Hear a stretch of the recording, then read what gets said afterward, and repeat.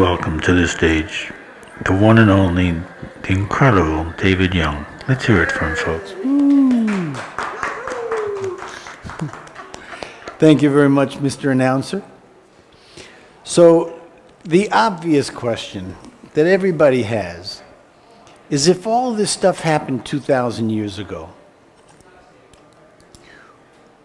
where would I possibly get any information, or where would anybody get this information? Now, I have to tell you that even though I'm a musician, and musicians have a reputation of being very, head in the clouds, but I'm a very practical, logical person. And I have to tell you that the stuff that's in my books, I never, ever thought that I was going to be writing a book about this stuff. I grew up in a Jewish family in Brooklyn. My great-grandfather was a rabbi in Poland. And, when you grow up in a Jewish family, it's like this. Kind of like when you grow up in a Christian family, and it's like this too, in its own way, So if you grew up in a Christian family, you probably didn't have you probably didn't have too many conversations about Muhammad and Krishna and Buddha with your family when you were growing up, because people choose their religions pretty similar to the way they choose their football teams, because it's really wherever you grow up and whatever your parents were rooting for. And that's the way that we choose our religion, or our religions are set up for us to follow in our parents' footsteps, So I would never have believed that my life would have taken the steps that it took for this to happen. So to give you the background, I sold 1 million CDs. I started with my last $100 at Venice Beach. I had a group called Celestial Winds. Lisa played the harp and I played the 2 flutes. And we sold 10,000 tapes, cassette tapes back in the day, at Venice Beach. And then we started making CDs, and we started traveling all around the country selling our CDs. And we sold 100,000 CDs together. And then she and I split up. Welcome. And then I would just hire famous musicians to make albums with me. I recorded 70 albums of music with the greatest musicians in the world. Ringo Starr's band made 3 albums with me. Peter Gabriel's band made 3 albums with me. James Taylor's band made like 5 albums with me. Okay? And what happened was that after I sold 1 million CDs, I started having experiences with somebody who was not alive anymore. And when he was alive, I was not interested in him. And this spirit was really persistent. And he was setting up these incredible, amazing synchronicities that would all connect back to him. Now, when he was alive, I didn't care about this guy because I was a Led Zeppelin fan, AC/DC. I liked hard rock. I liked guys who jumped around with black leather jackets and played a lot of fast notes. And this guy who kept appearing to me, he didn't play a lot of fast notes. He didn't jump around. He didn't wear a leather jacket. He wrote songs, and he played in a band that made songs that were really meaningful. And some of it, besides being meaningful, was spiritual. And some of it was just fun rock and roll. And so this guy who was appearing in my life, his name is George Harrison. And so from 2010 till 2013, I was having experiences with George, and I documented them all. Okay? In 2014, my book came out, and that's when I started doing events that were called David Young Channeling George Harrison, because my book was called Channeling Harrison, and that the event was David Young Channeling George Harrison. Now, this is 2014. So in 2014, if you were interested in channeling, you were ahead of the curve. Okay? Right now, it's common knowledge for people to talk about channeling. Hello, come on in, take a seat anywhere you want. It's common knowledge for people to talk about channeling. But when psychics in Massachusetts and Connecticut and Pennsylvania and New Jersey and New York, in this whole part of the Northeast, when they would see that I had an event called David Young Channeling George Harrison, they thought that I would be sitting in front of an audience, closing my eyes and telling the audience, oh, well, George is telling me this to tell you and this and that. That's not what I did. I just shared the experiences that convinced me that this was real. Now, you guys all know that the name of this workshop is called The Missing Years of Jesus and His Wife, Mary Magdalene. So why am I spending all this time talking about my previous book? It's because when I started doing these events in 2014, I did 4 events a week, 3-hour events each night, an hour to 2 hours apart. And from the very first event that I did, I would talk about these incredible things that George had manifested in my life. Right? Okay, so you know that saying, a picture is worth 1,000 words? Just to bring you up to speed, because, it's nice to have proof. Don't we like to have proof? Isn't that great? Like if you have some proof that week, you can put it on your calendar. Oh my God, I got proof on Thursday that this spiritual stuff is real. Right? Well, when's the next one? Right? So I'm going to show you the proof that started to convince me that there was something going on here. So I've been a musician my whole life, since I'm 7 years old, but I could never draw. So since I could never draw, I would never think of painting, right?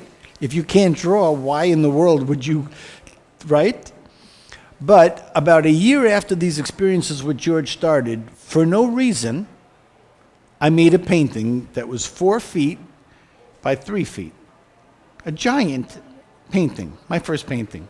Not a little thing this big.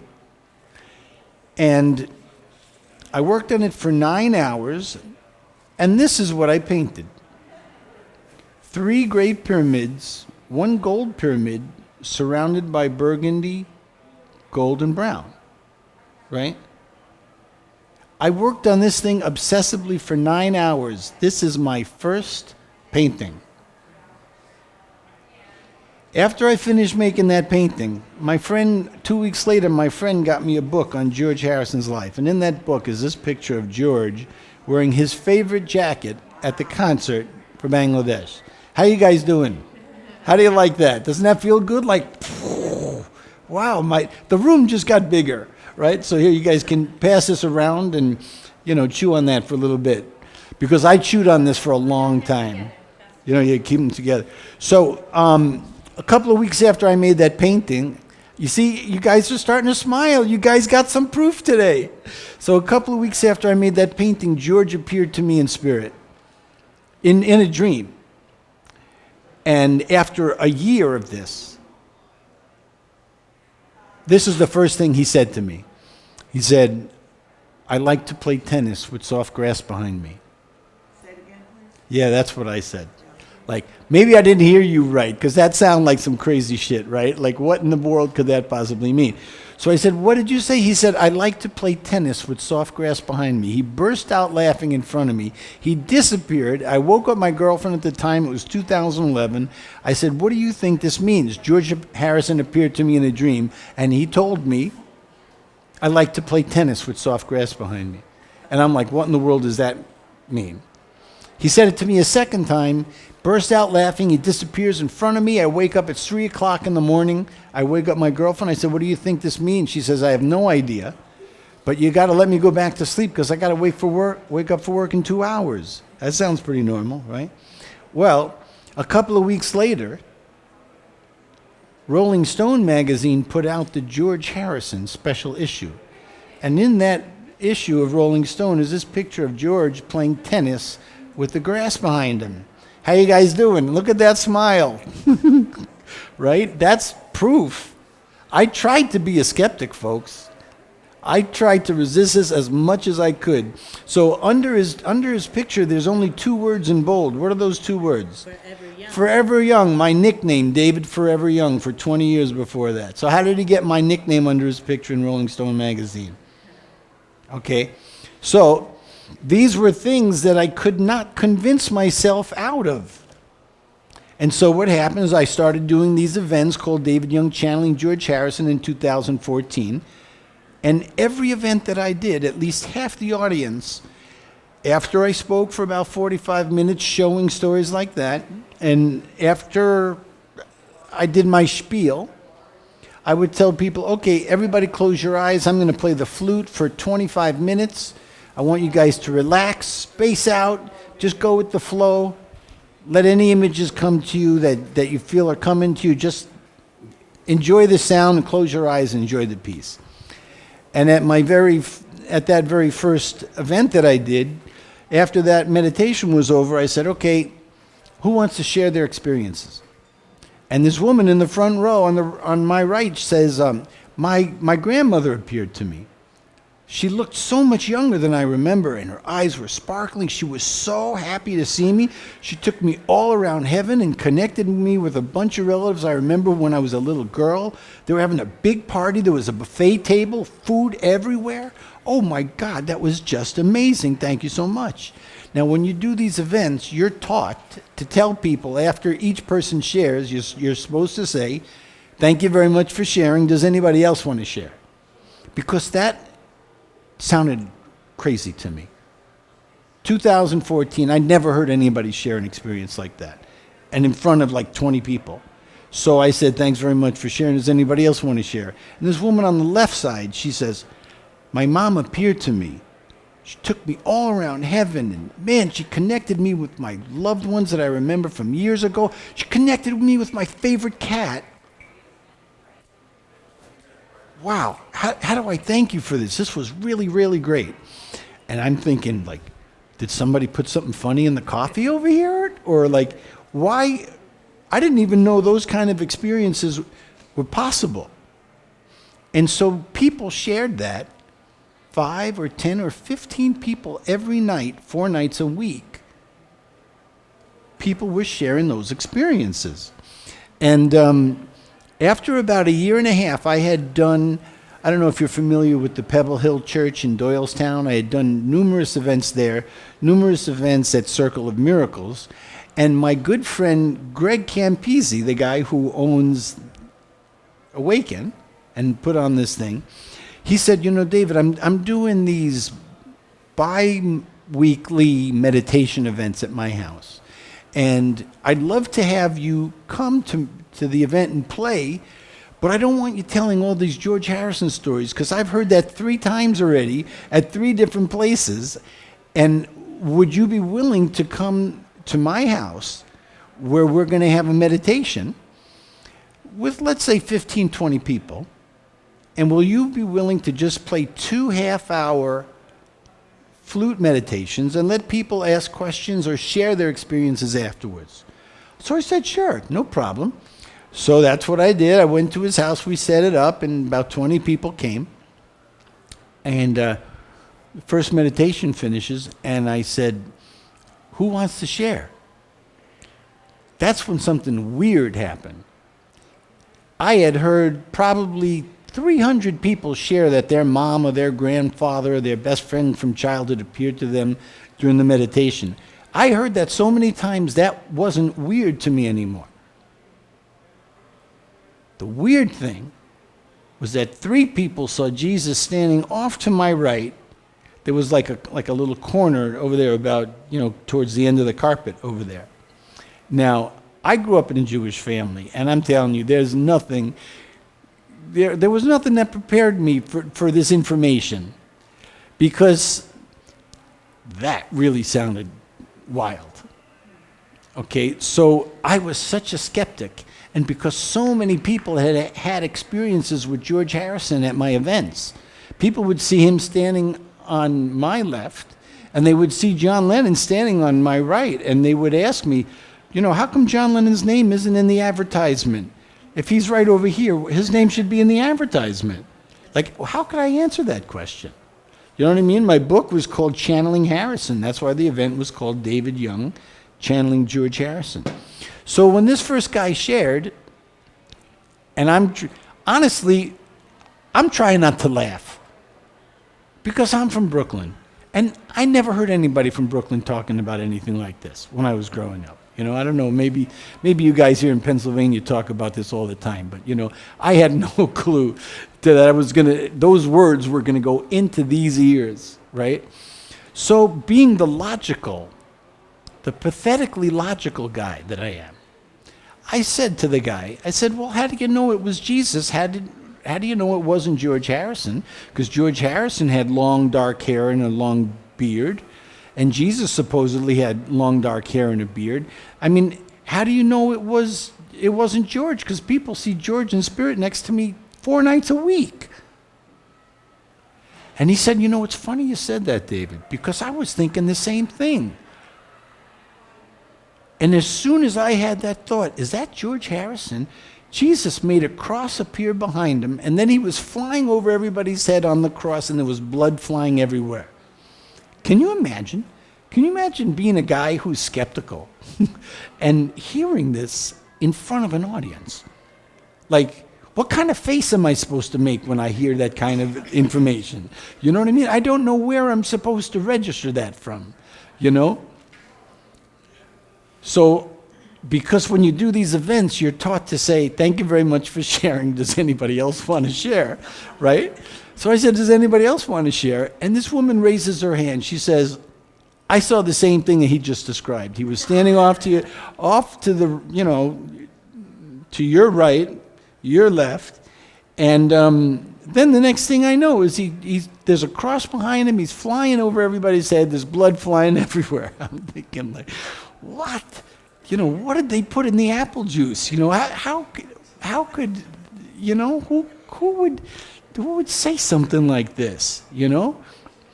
And so at the end of the event, I was packing up my stuff, you know, my flutes and all my stuff that I have at my booth. And this woman came over who was my friend's wife. I knew this person. I knew she was normal, you know? And she comes over to me and she whispers to me, she says, I saw Jesus standing in the same spot as the other two, but I didn't want to say anything in front of everybody. I knew this person. This person was not somebody who was going to be sharing something that sounded so outrageous to me. So by this time, George and John contacted me through a famous channeler in Canada before my book, Channeling Harrison, came out. It would take me too long to explain it because I want to get to the Jesus, Mary, Magdalene part. But Bob Murray was a famous channeler from Canada. He lived 3 hours from Quebec in a little village. Can you believe it was called Georgeville? Right? Those kind of Georgeville kind of things happened every week. Every page in this book is filled with its own crazy Georgeville kind of story that, like, who's writing this thing? You know I'm not writing it. I'm not making it up. I may be scribing it down, you know what I mean? But I could never manifest all of this stuff. I mean, this stuff was just pure magic that manifested in my life, and I just kept track of all of it. So there was this famous channeler named Bob Murray, and he had a monthly newsletter called The Stars Still Shine. And every month, for 30 years, he interviewed 4 famous people in heaven. So he's interviewed Mark Twain 25 times, Albert Einstein 20 times, every single ascended master, goddess, archangel. And he had interviewed John Lennon 20 times and George Harrison about 10 times. And so through a crazy small world thing, Bob Murray, this writer, channeler guy, found out that I had a book coming out called Channeling Harrison. And so he sent me a message from George Harrison and John Lennon. Like, for real. Talking about things in my life that nobody would know about. It was unbelievable. And so from that point forward, I actually talked to Bob Murray every day for an hour to an hour and a half as he channeled John Lennon and George Harrison to me, and they could explain to me why these people were having these experiences. And little by little, they were explaining to me why I was involved in this, because I thought I was just a good flute player. You know, like there was nothing in my education that thought that, you know, all these ascended masters and goddesses are going to start appearing to people at my events. You know, normally you play music, people have their eyes open. You know, I played music for meditation, people close their eyes, and all this stuff starts to happen.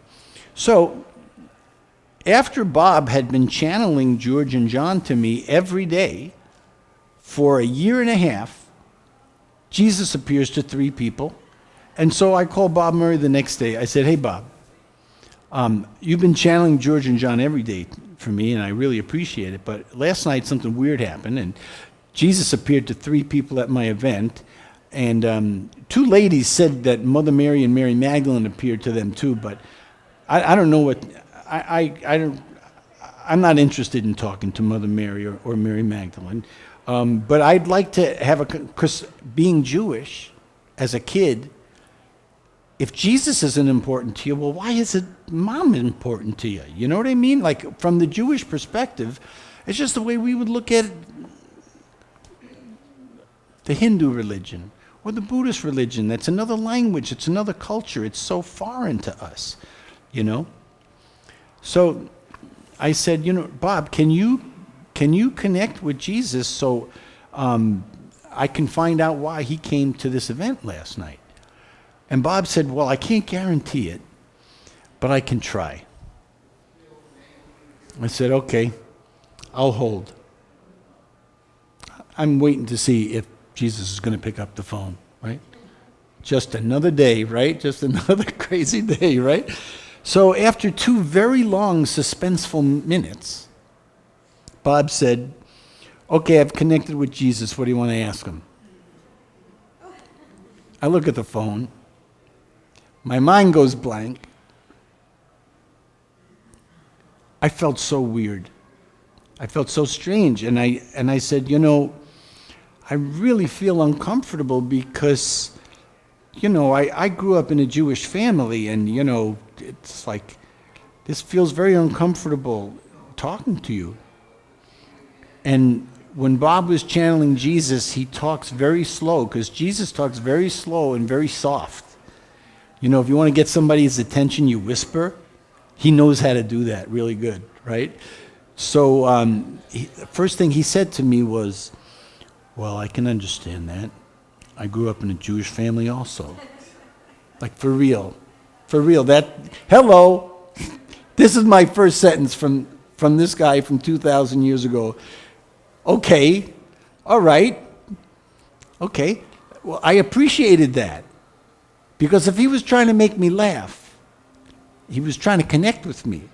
And he was trying to make himself approachable to me. Because, you know, Jewish families, comedy is big. You know? And that made me laugh, and I was very nervous, you know? So I said, well, can you tell me a little bit about yourself? Because I don't know what I should believe about what I've heard about you, because I grew up Jewish. But I also don't know what not to believe, because there's a lot of people who think you're really great. And, you know, being that we're having our first conversation, for me to get to understand you a little bit, tell me what you like or tell me what you don't like. I was guided to ask these questions because I didn't know where to start the conversation with him. You know, he didn't have a Facebook page. Okay. That took a while to get that smile, but at least I got there a little bit. Okay. So the first thing he said was, I don't like rituals. When people do rituals, they think they're getting closer to God. But because a ritual is done so many times over and over mechanically, after a while, it's really not coming from our heart. It's really not coming from love. And the only way we really connect with God is through opening our heart through love.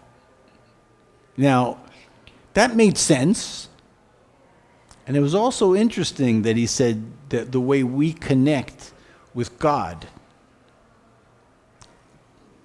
he put God in that sentence in that way as a way of saying that he's not God.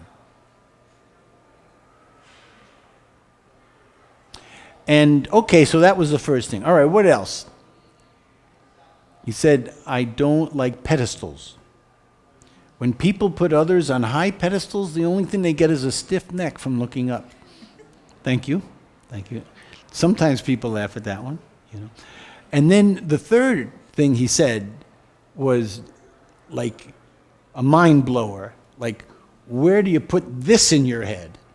He said, I did not create Christianity.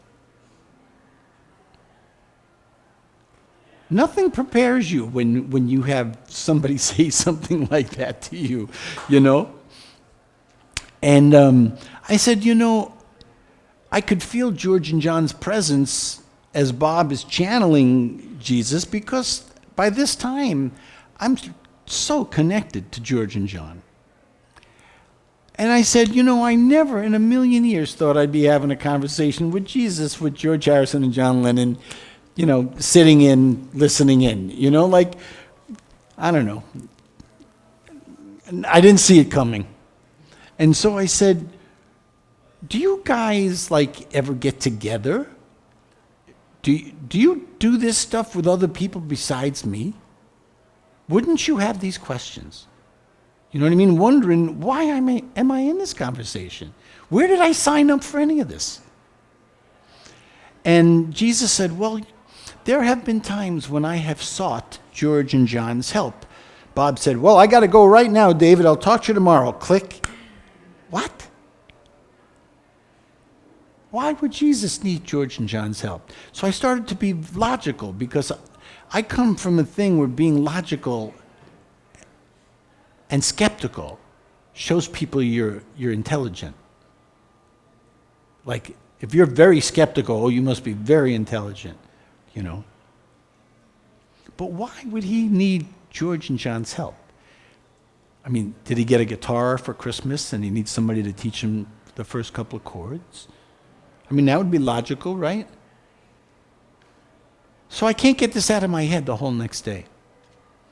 And so at the end of the day, I called Bob. I said, Bob, can you see if you can connect with Jesus again? Because I got something, I can't get this out of my mind right now. And Bob said, well, I can't guarantee it, but I can try. I said, okay, I'll hold. So I only had to wait a minute this time. Maybe he knew I was calling. And after a minute, Bob says, okay, I've connected with Jesus. What do you want to ask him?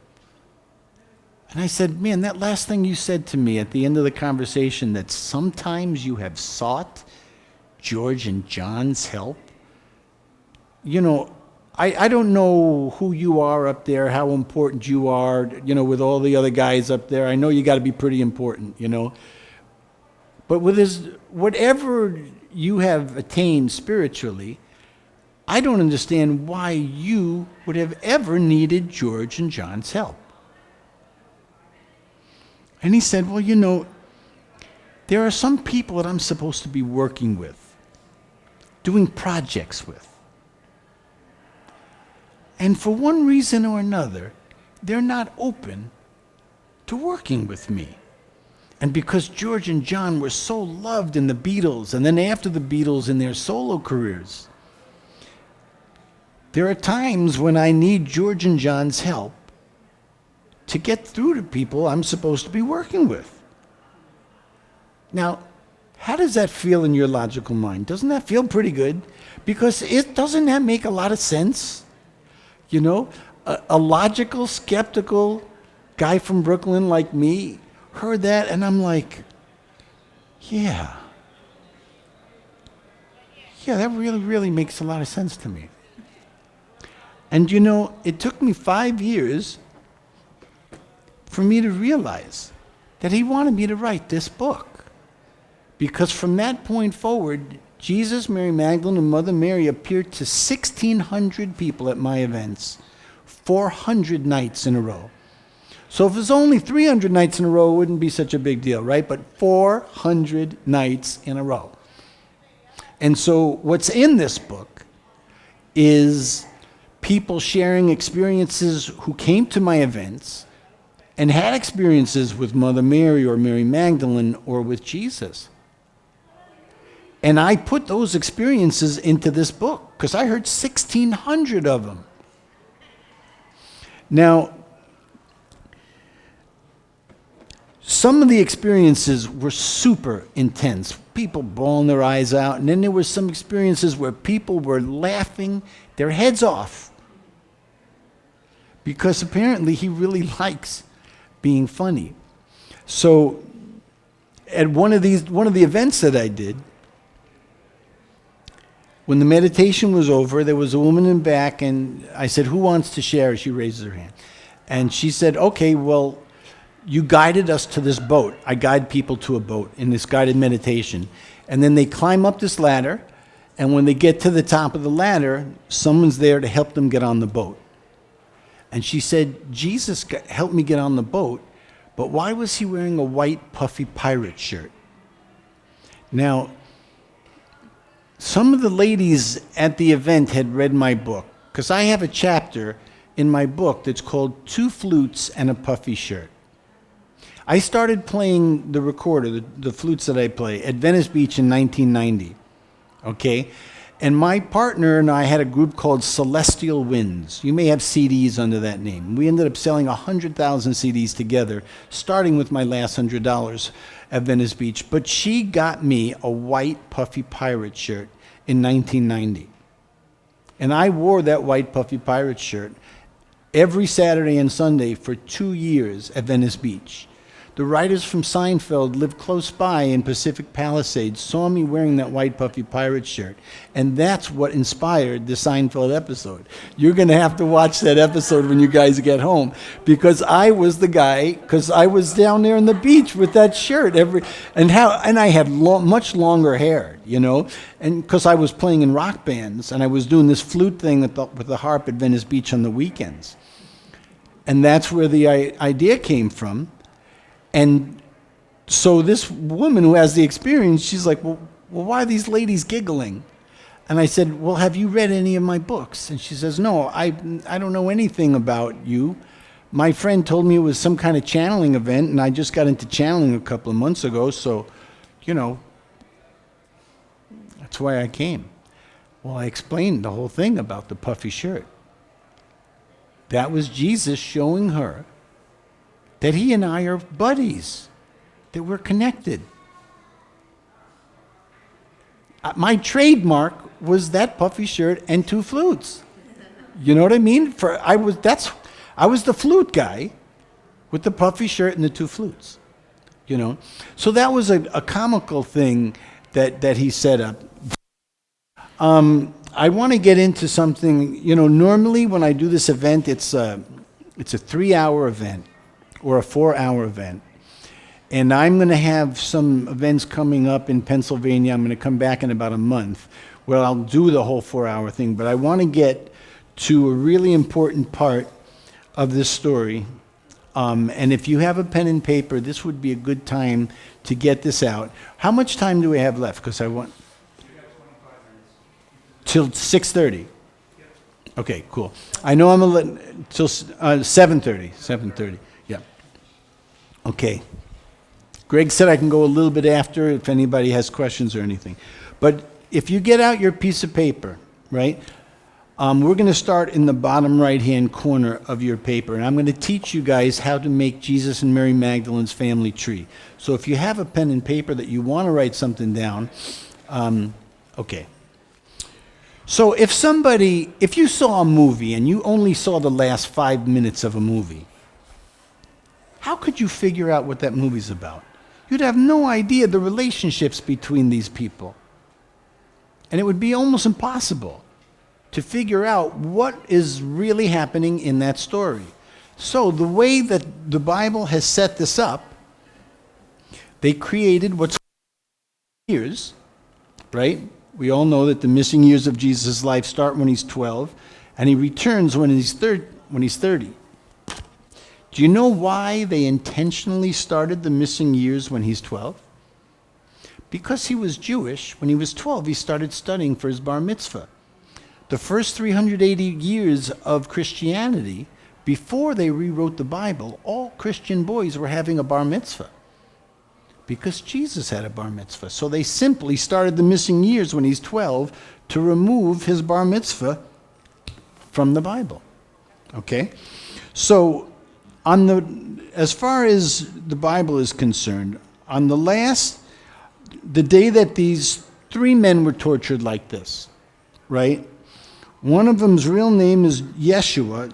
Jesus is not, that name, they didn't give him that name till 300 years later, because when it got transferred from Latin to Greek to Spanish, back and forth, that's how you get from Yeshua. It's in my book, it explains it, but it's hard to, bless you. Okay, so there's 3 guys who are tortured on this day, but for some reason, one of these guys is taken down from the cross after 6 hours by a Roman soldier, and he's put into the tomb of Joseph of Arimathea. But they've taken out Joseph of Arimathea's relationship with Jesus. Why is he put in this tomb of Joseph of Arimathea? How come the other 2 guys aren't put into the tomb of Joseph of Arimathea? What could the relationship possibly be with Yeshua and Joseph of Arimathea? Now, the last person seen at the tomb of Joseph of Arimathea is Mary Magdalene. But they've taken out Mary Magdalene's relationship with Joseph of Arimathea, and they've taken out her relationship with Yeshua. So you have what we call in film a mystery. That's a mystery that they don't want you to solve. And if there's a mystery they don't want you to solve, there's a reason why they don't want you to solve, because there's something they want to hide. That's basic stuff. So I'm going to show you the connections. Now, you notice when I put Mary Magdalene's name, that's across from where it says 6 hours Roman soldier, like in a line over here. And over here at the top line where it says the tomb of Joseph of Arimathea, I want you to go all the way to the left side of your page, and I want you to write Mother Mary.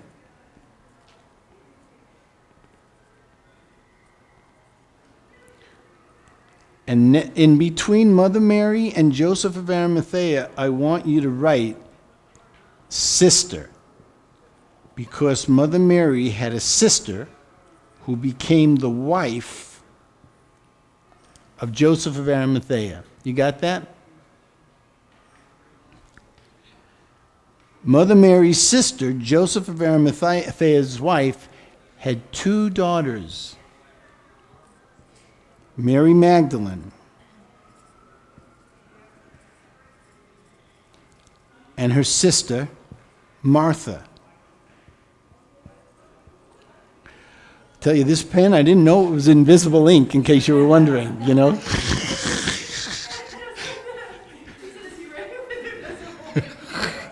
Yeah, this guy really is a magical guy. He tells a story and then we have to guess afterwards, you know?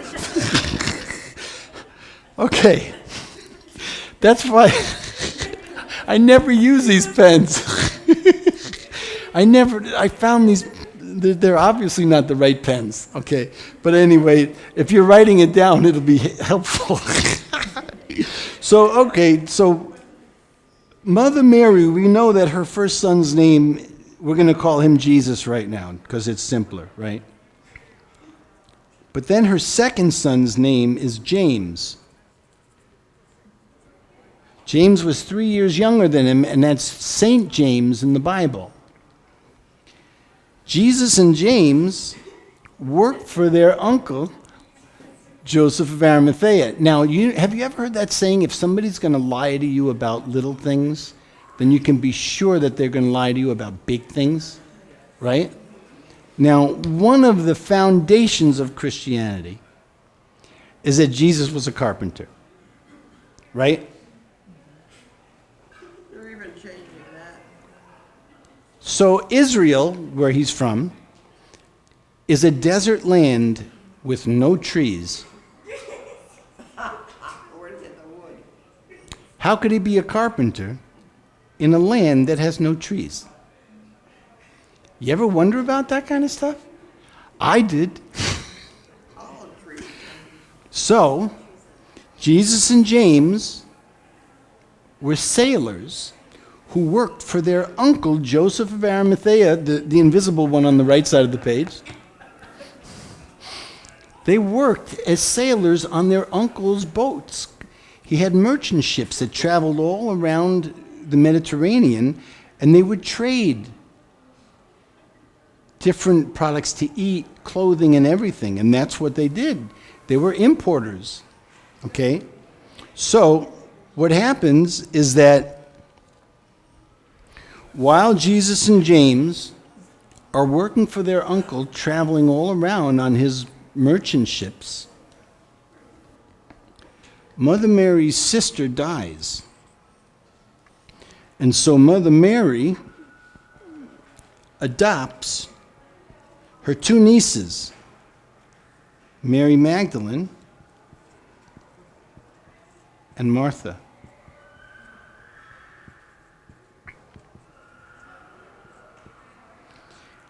And so Mary Magdalene and Martha originally are Mother Mary's nieces, but now they're like adopted daughters because they don't have a mom and they're growing up in Mother Mary's house.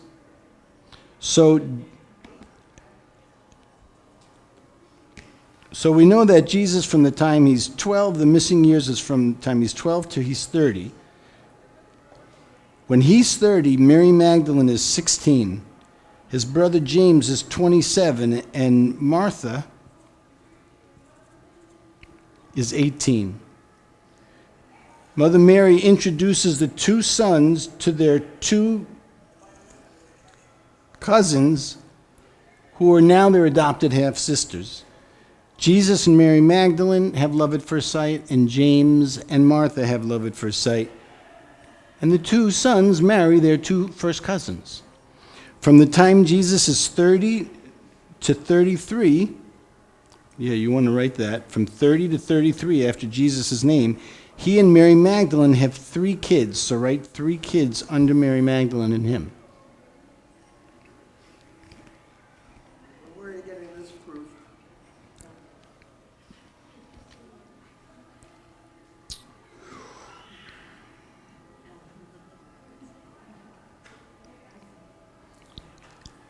I don't know what I did to bring myself into this story, but this must have been something that I did before this life. My girlfriend, when I made that book, for 2 years, her name was Mimi. She was from Cuba and she barely spoke English. She would channel words, 4-syllable, 5-syllable words that nobody with broken English would have a clue what those words meant, but she was that great of a channeler. And so 4 nights a week, I've got 10 or 20 people every night sharing their experiences with Jesus, Mary Magdalene, Mother Mary, who were told parts of their story. And then on my days off, my girlfriend is channeling them on my days off. All of these things that I just shared with you are parts of their story that they revealed to me through all of these channelers. Okay? So let me get to the end of the story, and then I'll show you your favorite proof for the end, for a finale, because you got to have a good finale if you have a thing like this, right? Okay. What happens? The reason why only one of these 3 guys was taken down from the cross after 6 hours by a Roman soldier is because only one of these 3 guys was married to Joseph of Arimathea's daughter, Mary Magdalene. There are 5 places in the Bible where Jesus is called rabbi. And you know what the 2 things that you have to have before they allow you to become a rabbi? You have to have a wife and you have to have children, or else you can't become a rabbi. Okay? So Joseph of Arimathea pays a Roman soldier to take Jesus down off the cross after 6 hours and put him in the family tomb. The Roman soldier lets Mary Magdalene, his wife, and Martha, his sister-in-law, into the tomb each day to change the bandages on his hands and on his feet and on his rib. And on the third day, if you go to page 14 in your book, on the third day, that Roman soldier brought an ancient wooden cart. You guys can pass this around. It's on page 14 in your book, same thing. The cart was covered by hay.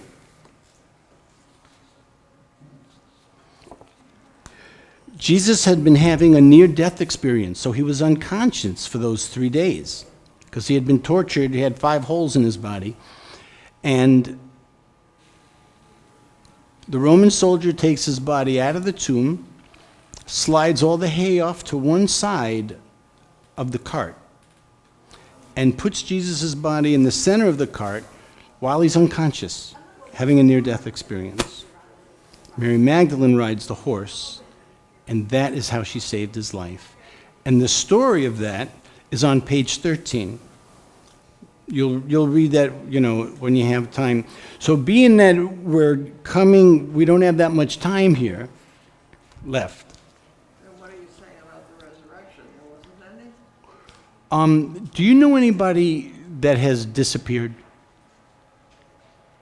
Well, they say Enoch was taken up also. Okay. Well, I'm a very practical, logical guy. And if somebody says they disappeared or they died in the desert, I would say, well, can you show me the bones? Can you show me the body? Because that would be... Nancy got free. What? Nancy, the grandmother out in California, out west. I don't know who Nancy is. I don't know. Okay. So years go by, and during COVID, I get woken up in the middle of the night by my guides, and they guide me to go on to YouTube, this archaeology show, where they found this apartment building in Israel, in Jerusalem, and they were able to put like these pipes and these miniature cameras going all like deep down under this apartment building. And they found these ossuaries. Because they didn't have wood, they would bury people in what was called ossuaries, which was like a limestone box that was about this size, not like a full-length thing like what we would know as a casket, but a limestone box about this size that they would put the bones in, and they were able to put this camera all the way down there, and they could see that this was the tomb of Joseph of Arimathea. And the names that were scribed into those ossuaries, those boxes, they had Yeshua ben Joseph, which means Yeshua, son of Joseph, and James, son of Joseph, and they have, Mary Magdalene's name, and they have Mother Mary's name and stuff. Well, I want to show you guys a painting that I made.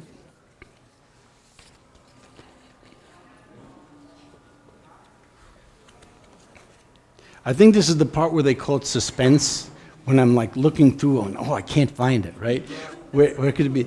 So about a year before I was looking on YouTube for this documentary on archaeology, I made this painting. It was 4 feet by about 2 feet, and what it symbolized was that when you have one person who's over here and he's separated from people he loves, like we send our love up over the sun, over the moon, in the ethers, and this is how we stay connected with people when we're disconnected from them. Because once that terrible thing happened, Jesus and Mary Magdalene never saw their children again. Mary Magdalene gave their 3 kids to Mother Mary, and those 3 kids grew up thinking Mother Mary was their mom when she was their grandmother. Okay? And so they told me through Mimi, my girlfriend who channeled part of the book, that the way they stayed connected with Mother Mary and their children was through astral projection. And that's what this meant to me. At the end of the archaeology show, they were able to get their cameras to look at the area right above the tomb. That's the symbol over the tomb.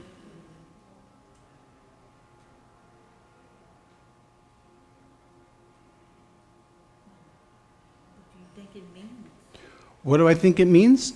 Well, to me, this was a confirmation. It was a confirmation that this painting was made to connect with this. Now, can you imagine how excited I was? You know what I mean? So I texted my 5 closest friends who I was sharing this really, really deep stuff with. And Greg was probably one of those friends. And an hour, 10 minutes after I texted my good friend on Long Island these pictures with the story, he was listening to his favorite podcast with a woman whose name is Amanda Ellis. She's a psychic from England, and she channels Archangel Metatron and Jesus and John Lennon. She was interviewing Jesus on her podcast, coincidentally, right after I had made this connection. And she's channeling Jesus on her podcast.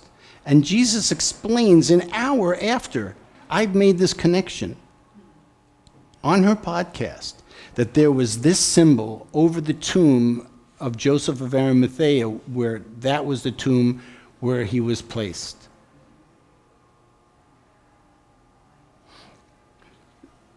Came from the horse's mouth. You know that saying, right from the horse's mouth?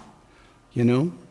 And, you know, we all have different things that happen in our lives that we got to figure out, where do we put those things in our brain? You know? Because there's a logical part of ourselves that is giving us the wrong information. Reality changes. If you think back 500 years ago, the whole world thought that this world was flat. Reality changed. The world isn't flat. We know it's not flat. There are so many things that we have believed that turned out not to be true. You know? Does anybody want to ask me any questions? Yeah, the question from how do you know Jesus and Mark, but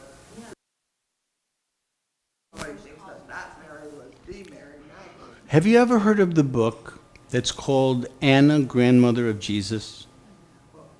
It's a very famous book. It came out, it must have been about 20 years ago. It's called Anna, Grandmother of Jesus. Anna, yeah. Because this woman channeled Mother Mary's mom was Anna, the grandmother of Jesus. And she talks about all this stuff.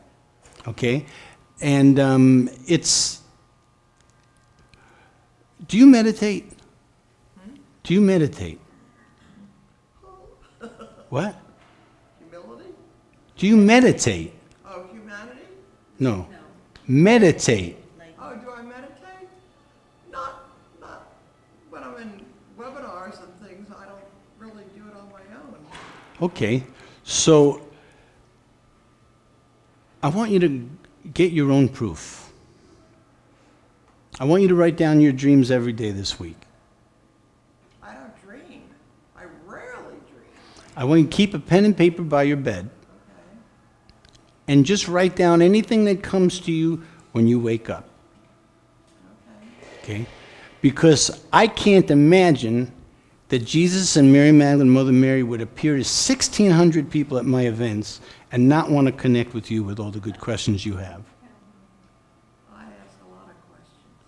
Oh, I'm a psychic. I figured that out, you know. Okay.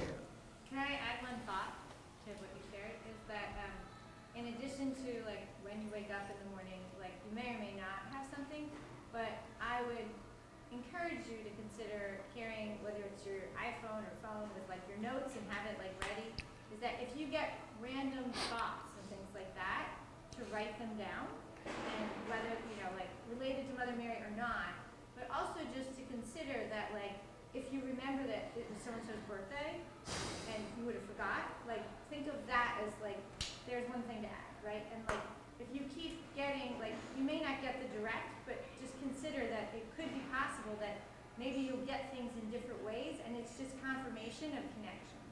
So just as a thought for you to add to that experience. What did you want to ask? I just want, you know, I just found it a little confusing. I mean, did Jews marry for their first cousins back then? I don't think so.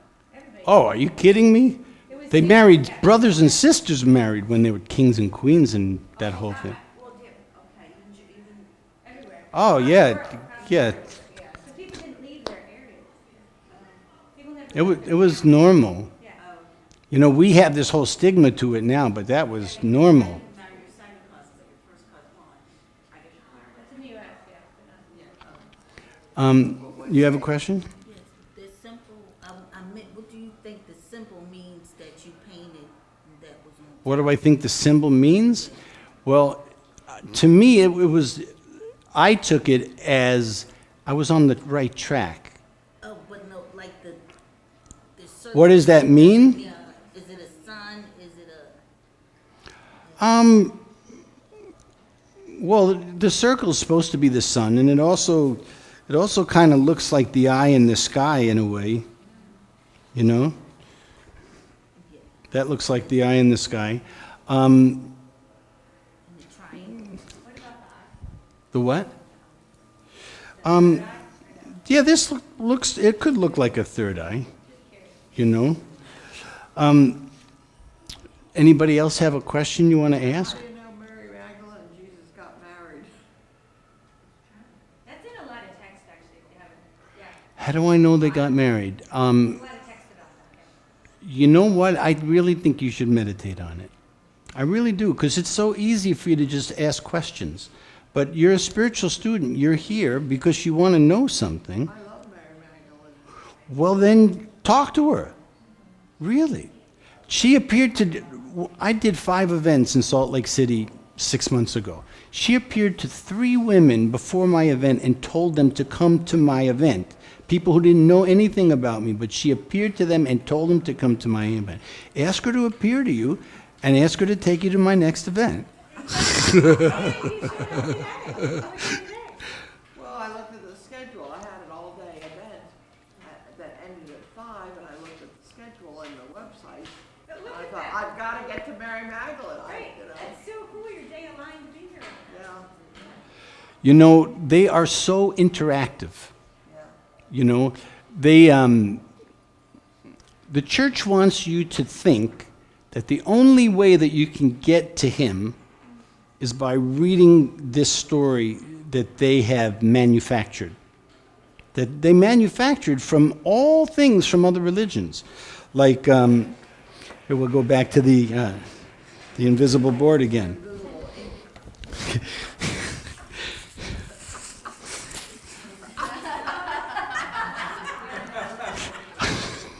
I'm not teaching. Anybody?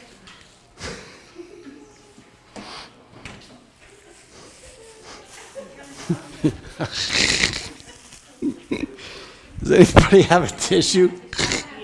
Oh, you do? Okay.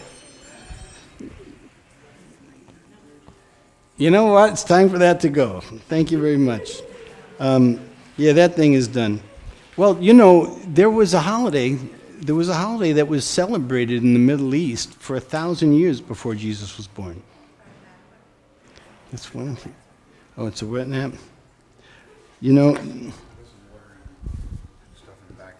oh, this is working. This is great. Oh, wow. Wow, like we're ready for email now. Okay. Wow, that's exciting. Okay. So do you guys know who Isis is, the Egyptian goddess? Okay. Isis had a son whose name was Horus. He was a Greek god, an Egyptian god. Not breathing live blood kind of people. No. These are real people. These are real people. And Horus was born supposedly of a virgin birth. He supposedly had 12 disciples. And he supposedly died of a crucifixion. Do you know what Horus's birthday was? Halloween. Good guess. December 25th. The church simply made a mass for Christ that we now know is Christmas. It was never Jesus' birthday, but because they were already celebrating this holiday that for them was like Halloween, Pagan. It was a pagan. it was a pagan holiday. Yeah, because that's They want them to worship pagan stuff. that's where Christmas came from. Yeah, it's a manipulation of the church. Right, it's happened a couple times. Anybody else besides you, ma'am? Because you've had, okay. I had a meditation vision last month that I keep feeling like had to do with Yeshua and Mary Magdalene. It was like I saw a bunch of real humans that I had never met before. It seemed like they were like probably from 2,000 years ago. And then there was like this swirling portal that opened up, and it was like a looking glass kind of. And then I saw like a man and a woman, and she noticed me, and she pointed at me, and then was like telling him about me. And then I heard the words, "What is Haven?" Like, does this looking glass portal thing? Haven? Yeah, Haven or Haven? Haven. Oh, Haven. I don't know why, but I just can't shake the feeling that it has to do with Yeshua and Mary. Do you have anything in your dreams anything that connects to a cave? Because, so I come from like the most skeptical place, thinking being skeptical was intelligent, So if I'm going to share information with you, it was proved to me like so many times that it makes me feel dumb that I'm not believing it, But I have met 24 reincarnations of Mary Magdalene. And I've met 12 reincarnations of Mother Mary. And I've met reincarnations of their first 3 kids. I've met reincarnations of James, reincarnations of Jesus. And believe me, the reincarnation of him are definitely not the Messiah. Okay? Because we all have free will, But it's very common you see, their daughter Sarah that was born in the cave, she had 3 kids of her own, and those kids all had kids. And so what the Da Vinci Code alludes to, that Mary Magdalene was pregnant with Jesus' children, and their bloodline lived on, that's true. About 800 years after all that stuff happened, Pope Gregory, who was the Pope at the time, there was a big rumor that people were talking about that somehow Mary Magdalene was pregnant with Jesus' kids and that their bloodline lived on. And it was getting so much traction that Pope Gregory sent an army up to the south of France to wipe out the family. And Pope Gregory started the rumor that Mary Magdalene had a bad reputation as a diversion to get people to stop thinking that she was actually married to Jesus and had his children and their bloodline lived on. And that's when the rumor that she had a bad reputation started. But Mary Magdalene she and Martha, their dad, was the wealthiest man in the country.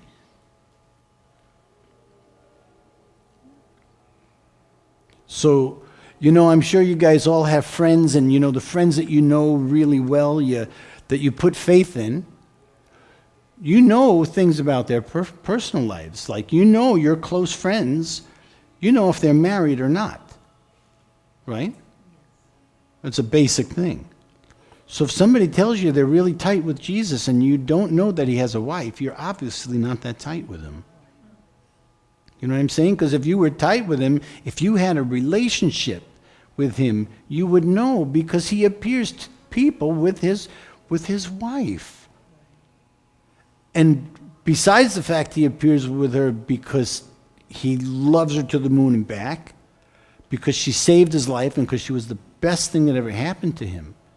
But besides all that, it's a way of honoring her, because what a terrible thing to have her thought for the last 1,200 years. Like, if somebody said these kinds of things about your wife, you know, that would not sit well with you at all. And, yeah, there you have it. That's Do you think Christianity was created to control people's minds? well, she wanted to know if Christianity was created to control people's minds, and absolutely yes. You know, the first three Gospels, Matthew, Mark, and Luke, there's nothing about hell or damnation in those first three Gospels. Those are just nice, lovely stories about being nice to people. Really. With just basic human common sense. But when Christianity was starting out with that the first three Gospels, people really weren't buying into it so much. And so they realized with the Gospel of John that if they scared people first, they would have a reason to need the Bible. And so that's why they put all the hell and damnation thing into the Gospel of John. So people would be afraid. And then if you're afraid, well, how do you get over your fear? Well, you give everything to Jesus. They created the fear because they didn't have that fear before. You know what I'm saying? It's like, you know, they say that, you know those companies that sell spamware for your computer to get rid of viruses? Those companies that sell the spamware to get rid of the viruses are creating the viruses. Because when they create the virus, that means you got to buy virus protection. And they're selling virus protection. So it's a very similar thing. They created this gigantic fear of hell and damnation and these terrible, terrible things to get people to become stronger followers. Let me see. If it would really be great if I could write one last thing on this here. No, it's not working. Okay. It's easier to see this when I write it on a piece of paper, but being that I can't write it on a piece of paper. So let me ask you a couple of questions. Do you think God wants you to be happy? Yes. Okay. You too? God is what? Do you think God wants us to be happy? Oh, yes, definitely. Okay, great. Do you think God wants us to feel good about ourselves? Anybody got a problem with this? So we're on the same page. God wants me to be happy, and God wants me to feel good about yourself. Right? That means anybody who tells you that you're a sinner, which makes you feel bad about yourself, has to be the opposite of God. I normally write that out because when you read it in the sentences, it's like, really, it's right there, you know? Anybody that makes you feel bad about yourself is obviously the opposite of good. You know, it's really been amazing for me to live through all these transformations of these things that have been manifested in my life. I mean, I'm telling you, if you were me, you would be... I tried to be as logical and as skeptical as I could be. I really, really, really tried as hard as I could. But at a certain point, it was not intelligent for me to keep resisting it. Because I'd had hundreds and hundreds of these miraculous things happen and manifest. Things that I painted. I painted the cave of Mary Magdalene from every angle a year before I went to the cave of Mary Magdalene. My book is filled with all these paintings of a cave and a mountain and all this. There's no caves and mountains in Brooklyn. Why would I be making all these things? And why would all these things connect? You know? It's in the south of France. Yeah, I went to the cave of Mary Magdalene in 2017 before my book came out. It was a really unbelievable, powerful thing. I mean, this cave, you know, if you were caught, if you were crucified, and if you ran away somehow and lived through it, and if they caught you, they crucified you again. And so I don't want to say the rest of his life, but for the 7 to 10 years after that terrible thing happened, he lived as a fugitive. They had to hide. And that's why they lived in this cave. It took me 45 minutes to hike up this trail to get to that cave. Can you imagine trying to bring food up 45 minutes up a steep hill? You know, there was running water. There was a crack in the mountain, so there was water that would drip down, and they actually had a pool that was, you know, maybe the size of that over there, of water that, if they didn't have water up there, they never could have survived. You could never carry water up that hill, you know? And so they lived out the rest of, they lived there for a long time until Mary Magdalene died. When Mary Magdalene died, she was in her 50s. And then Jesus left. Their daughter Sarah already had kids, you know, they already had families going with the grandkids. Jesus left and he went back to India, and you can look it up on your cell phone. Is Jesus' body buried in Srinagar, India? And they will show you the picture of the house where he's actually buried. I mean, well, because when Mary Magdalene died, he left. I don't know the reason why he left, but they had lived together for. Well, if she was 16 when they met and 19 when that terrible thing happened, in her 50s, so they had lived together for 25, 30 years. Anybody want to ask a question before we end? Okay. Is Jesus really a play on je suis? What? I heard that Jesus was a play on the French word je suis, I am. Oh, je suis. I don't know about that. Thank you, guys. Yeah. Jesus was the Angles, changed. The real name was Yeshua, right? Yeah. His real name is Yeshua. Right, and then Jesus, by the time we got to the Greek, we translated. That's in my book. Towards the end of the book, you're going to see how, because you know how Latin people pronounce the letter Y the way we pronounce a letter J? Like it's not yellow, it's jello. And you know what I mean? You know how they say those letters different? When his name was translated from one language to another, that's how it ended up getting distorted and turned into Jesus, you know? What time we got? 7:42. Okay, it's time to go. If you'd like a book, the books are $45. You have a question?